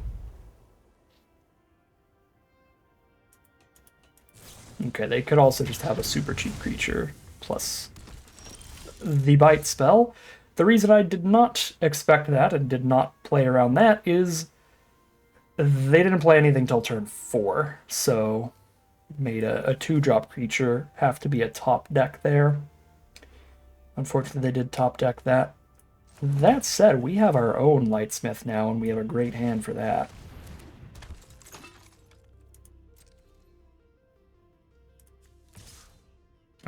I think I have to attack both here. Because while no, they're not going to put Lightsmith in the way, I'm not going to double spell here if I don't cast one of these two, so I need to get them to block in a way that gets us to cast one of these.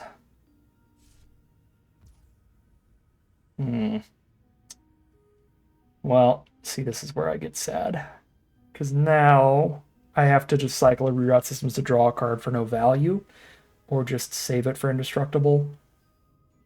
I mean, no value. I mean, I am cycling this. I'm still drawing a card, but I'm not like up a card in that exchange.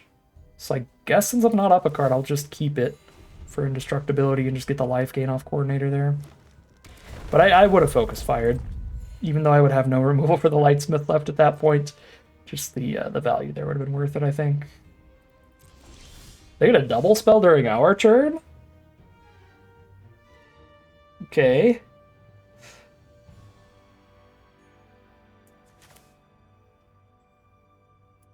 I kind of want to play Shepherd and pick up a Plains here.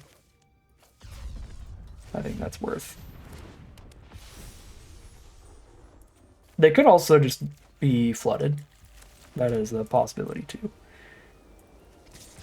I am not putting Lightsmith in danger here.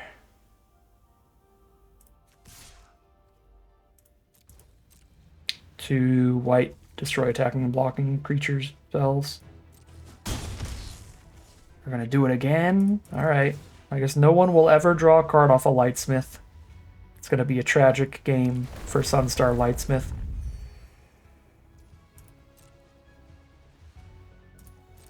Looks like a tragic game for our opponent overall. I'm gonna stop playing more creatures though.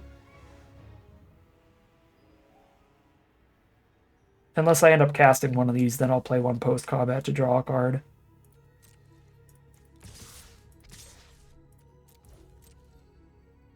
Because, I mean, at this point, board wipe's getting real suspicious. It's a board wipe or our opponent's hand is just terrible.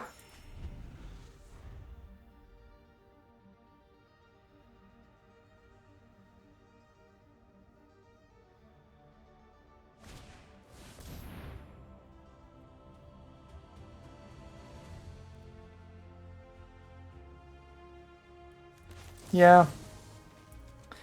That's worth giving indestructible. When our opponent's literally at 3. Go up to 4. Play a coordinator, draw a card.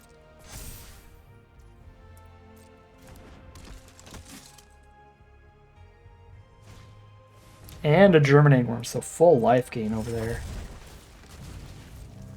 It's probably not die this turn. No attacks. Love to see it. That means they will not get Flight Deck Coordinator life gain here. Trying to tap in a way that just gives us instant lethal.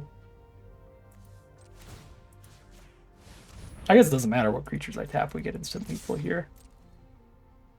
That's why I tap the biggest creature first. I don't care about killing the highest quality creature, I care about killing my opponent and putting them to 0. But that was the theory behind it. I guess technically it literally didn't matter. The only thing that matters is the number of creatures left up to block, and no matter what I tap, if I tap 2 of them, there's only 1 blocker for our 3 power attackers, and it's lethal. Weird game, super rough hand for our opponent, but get a little bit of a free win there, and we are 4-2, heading into game number 7 with a positive record out of this draft, no matter what happens from here. All right, here we are for game number 7. It's about as good as a 4-lander tends to get.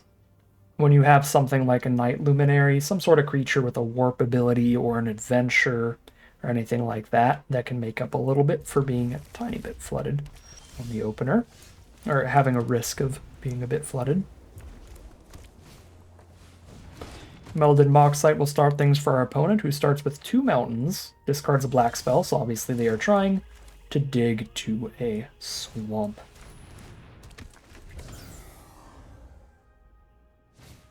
And there's a pangolin.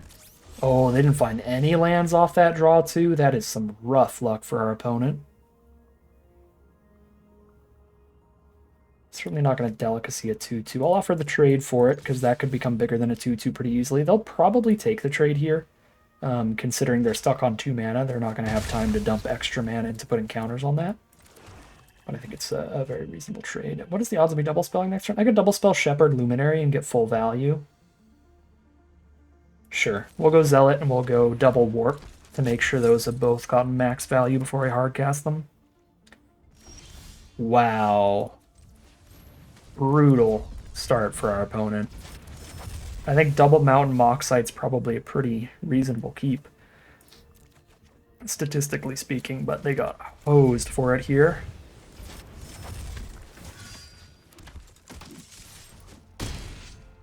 Because I doubt they kept like double Mountain Moxite and a bunch of like 5 mana red and black spells. There's probably multiple 3 mana spells in there. Some of them might even be mono red 3 mana spells. They finally find something good. Zookeeper Mechan does help them out. Not quite as much as a land, but certainly does a good approximation of a land here. This is so rude, but I think our best play is to just kill the Mana Dork with the way their draws have been. Play another creature, get the double spell there. Yeah, we've really not applied all that much pressure for being at this point in the game. It's just they've had absolutely nothing to counteract it. Rough stuff for our opponent, but that will push us up to 5 wins now, 5-2, guaranteed to be in the money out of this draft. Here we are for game number 8. Unfortunately, a forced mulligan, all black mana in terms of the lands, but all white spells. This is certainly better. Keep the 6-card hand starting with a Sunset Saboteur on turn 2. It'd be really good if they don't play an early creature. But even if they do, we have the delicacy to kill that if it gets too many counters and gets particularly scary. If they don't play a good creature here, we just go Shepherd Security. Get the plains, set up the mana. They do not play a good creature, so let's go Shepherd and Security then. 4 damage at absolutely no downside yet. Thank you, Sunset Saboteur. Very cool.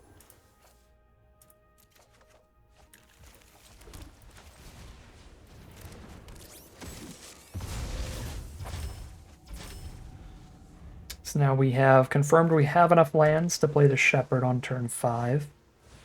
Banishing Light on Saboteur is perfectly reasonable. We got 4 damage out of it, made them discard a removal spell and an additional card. Okay, their additional card was basically a mulligan. It's the 9 mana 9/9. But it did still get an extra card of value there. Worm Wall Sweeper, do some surveilling here.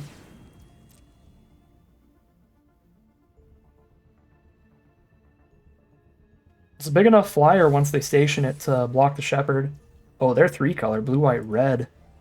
Nebula Dragon goes to the grave. Another opponent with mana issues here. They could have played a 4th land if they had one in hand, but they do not. Obviously, it's going to be a Shepherd turn.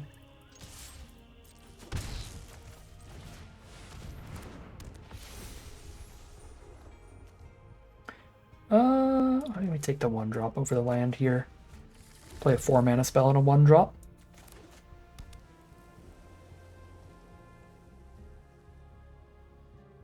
Or if they play something I need to delicacy, we play the 2-mana warp and the 3-mana delicacy. There's a lot of good ways to spend 5 mana here. We don't need the 6th. Survey Mech. Why is this card the bane of my existence today? It's been incredible in all these games. I mean, it's because I'm a super removal heavy deck that it's like really, really rough for me. But like the part that's really crazy about it is that I've run up against so many in just one day. I've seen more Survey Mech in this one draft than I have probably in the past week. It's a good card, so you are going to see it, but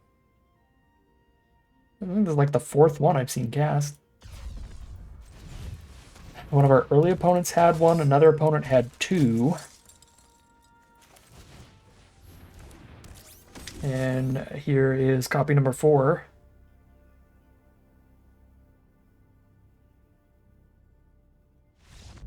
All right, luckily their mana situation has not improved. They draw super poorly there. And we are at 6 and 2. We don't have to worry about the Survey Mech and Boogaloo. Here we are for the final game of Magic for today. This is game number 9 of the draft. 6 and 2. A victory pulls us to the 7-win trophy run, and a loss, and we got real close, but no cigar. Still a great record and very positive on gems if we lose, but would be sick to get another trophy here. Either way, great drafts recently. It's the multiple positive records in a row. That was the true part that was going to happen. When I said I was going to start being more positive about the set for a couple drafts, I meant I was going to have more positive records in the drafts. Because I have definitely complained in a few of these. Alright, our opponent's on the play. They do take a mulligan here. There's the Starfighter pilot. We don't have any threats till turn 3, so we'll take some early damage from that and they'll get to surveil and set up their draws. 1, 2, 3, 4, 5 mana in the hand already. We actually draw the security, weirdly. No matter what we draw, we're already guaranteed to make it to 5 mana. So if I pick up a plains here and then I end up drawing any lands between now and turn 5, I'll just have flooded myself off of picking up a plains instead of another random threat, so that on turn 4 I can play a threat and a 1/1. There's the Night Luminary. Alright. It's like they don't have a lot of cards to play around with, but Night Luminary makes up for that a bit by being 3 different creatures off 1 spell. Certainly good for them. We'll lead with the Bright Spear Zealot. Either one of these creatures is big enough that it forces a combat trick or removal for them to get in, but this one attacks better next turn because I can double spell Security and Coordinator, send in a 4/4, and still have it up as a blocker. Alright, so they have the Focus Fire here, but I don't really have a way to play around it. I don't think it's crazy to get them to blow it on a Zealot over having it for like Starfield Shepherd or something later. This also soaks up one of their mana, so they can't just go land Night Luminary. So yeah, we'll have a Zealot die to the Focus Fire here. They also milled a Dubious Delicacy, so they're actually 3 colors stuck off of the 3rd. Sunstar Expansionist is the play. I am surprised they did not have a land in hand there, but still chose to play the Expansionist. Because they know since I didn't get a plains, I'm definitely going to play more lands than them, and they'll be able to get the lander off of it if they wait. But I guess they want to go full aggro here and try to clear me out before I get to anything too big. Alright, their other play was Wayfarer. That makes decent sense then. If the other card in their hand that they were going to use if they didn't Focus Fire was Wayfarer, then it's like, okay, yeah, they had the lander they need to get to Luminary anyway. Okay. Yeah, we just play Flyers now. So come on out, Shepherd. We're drawing a lot of lands this game. I'm very happy that I chose to be drawing creatures on Shepherd. So we're just going to start poking them with Shepherd and boosters. Seen a lot of hate for auxiliary boosters in my comment sections. Meanwhile, been winning a lot of games with it. It's probably because it ends up in my deck every time I play white, so realistically speaking, I'm going to be winning some games with it. Because I keep playing it. But I think it's genuinely fantastic, this game. And has been in several of our others. Even that first game we lost when they stole the token that it made and killed us with it was very good for our opponent. I'm under enough pressure that it seems reasonable to block, but Coordinator has a good ability and I really can't block with Shepherd. So I'd be trading off a card with a pretty solid ability here.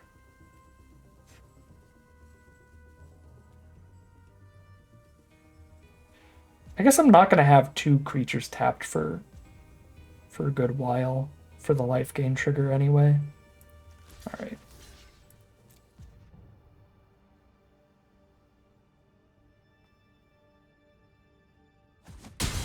Like, I can just gain 3 life right now by trading off. Plus, you know, however much life that would have dealt by swinging in multiple times in the future.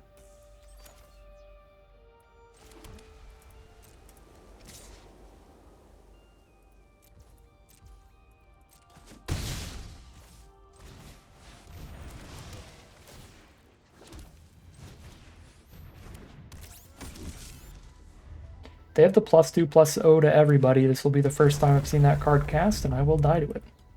Actually, it's been cast before, but we beat it. I think. Like the one thing they could have here to really get me. I actually haven't drawn a ton of good like blockers or anything here. Just lands. I should play around it. So I'm still ahead. If I do this and they have the +2/+0 to everybody. And I'm still ahead if they don't have the +2/+0 to everybody.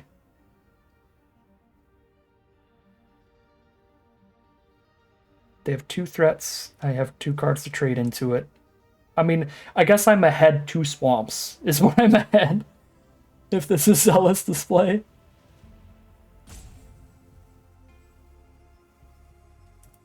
Alright.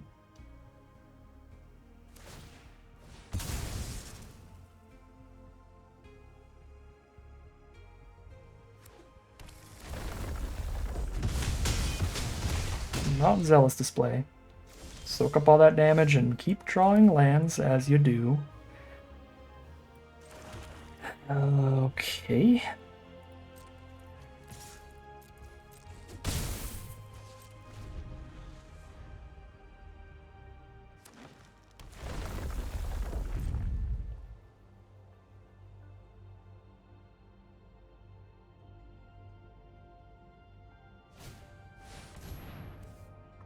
Wow, that card's insane here. They get to permanently kill my token. I have a spacecraft to station for the future. I have to delicacy it right now. If I don't want them stationing it at all.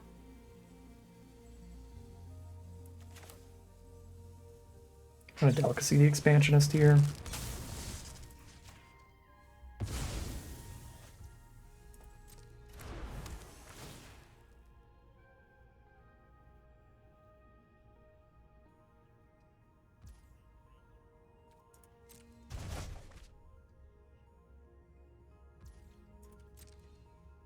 Yeah, they're just gonna poke me.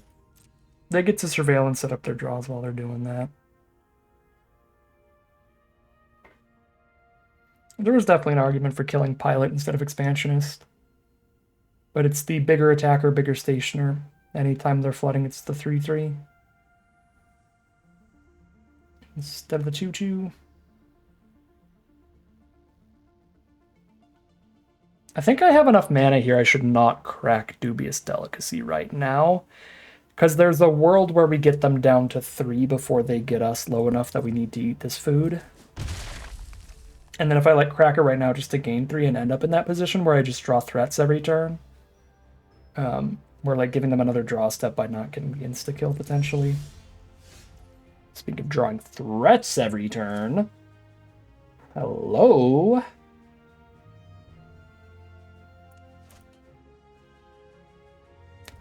It's also a good way to use Dubious Delicacy because we get a counter on Vondam too. The mana's awkward here because I want 2 to crack Delicacy for the Vondam trigger, which I can't have while playing Shepherd and Vondam.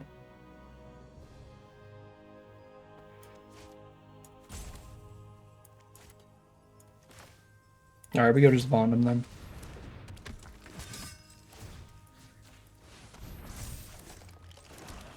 Powers 4 or greater? Yeah, so we can get Vondam to 4 power. So if they like put removal on top here and then they immediately blow up Vondam, I still kill one of their cards in response. Okay, just a 3/1 and lander. Reasonable card.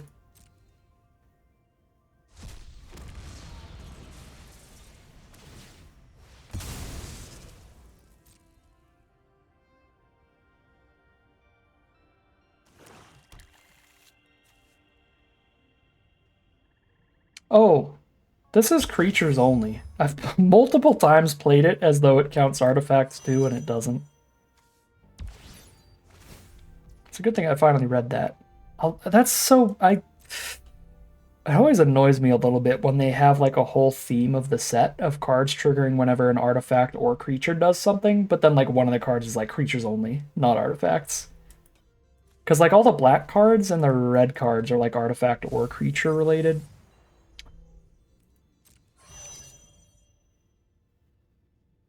Alright, well this is bad. So 5 power towards the freighter station here. Okay. Probably. I mean, we saw we actually were a little stuck on mana last turn, so it's starting to seem less crazy to just crack Delicacy.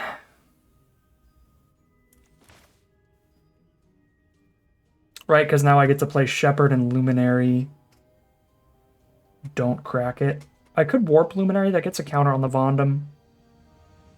4 power. 4 power is an incredibly valuable stat line for Vondam to be at.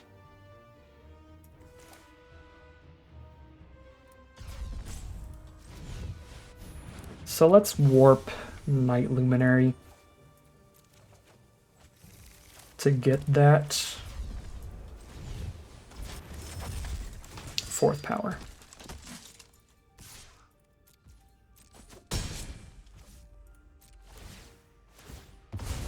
Is 5 toughness? Yeah, 5 toughness is also good against the freighter. It's exactly where it needs to be.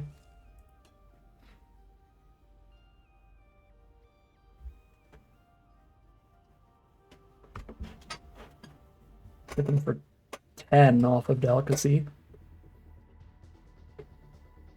Looks like they top decked removal. So pretty happy we made Vondam 4. Something that affects combat. It's got to remove our combat trick. They are reading our creatures a lot right now. And then we like focus fire here. I mean, I obviously can't let Freighter in, so we'll put the 4/5 on it. Let's see how bad where they drew is for us.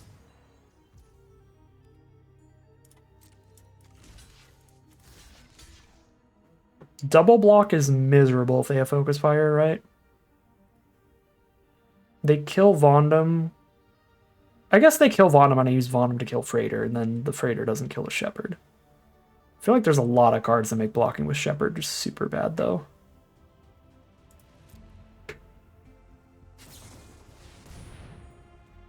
Wow. What an incredible top deck. And yeah, blocking with Shepherd would have been miserable there. Alright, well. We need a Grav kill. I was going to say we need an incredible top deck, but that's not true. Our deck is all removal in terms of our non-creature spells, and even 2 of our creatures are double all Fate Stalkers, so we have a lot of outs here, but we need them, like, now. Thank all that is Edge of Eternities.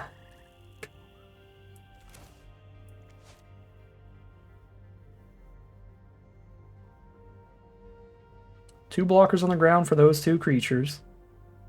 I have to crack my Delicacy now, which is awkward, to trigger Void. So I have to immediately decide if I'm shooting them for 3 or gaining 3. And then they can kind of just counter whatever I do. If I gain 3, they make me lose 3. If I make them lose 3, then they gain 3.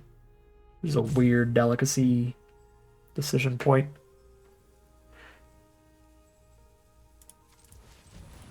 I think I have the mana for everything. I think I can play the Luminary and also equip the boosters.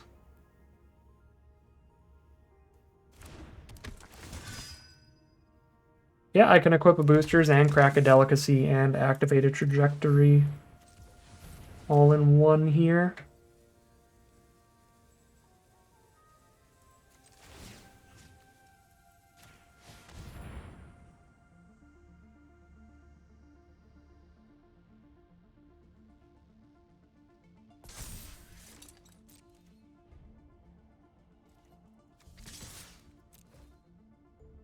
They have no cards in hand, so I'm not playing around anything here. I'm just dumping my stuff out. I'm like, this is what I got.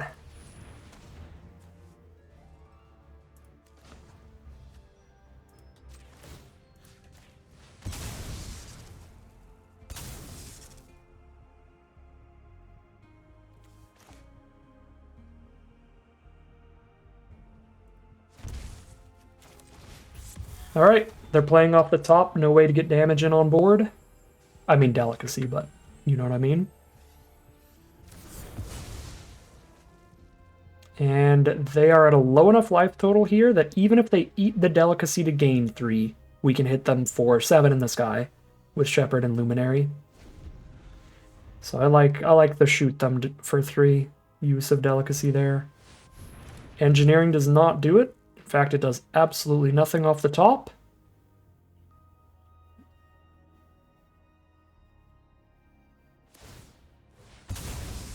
Gain the 3, but they are still dead.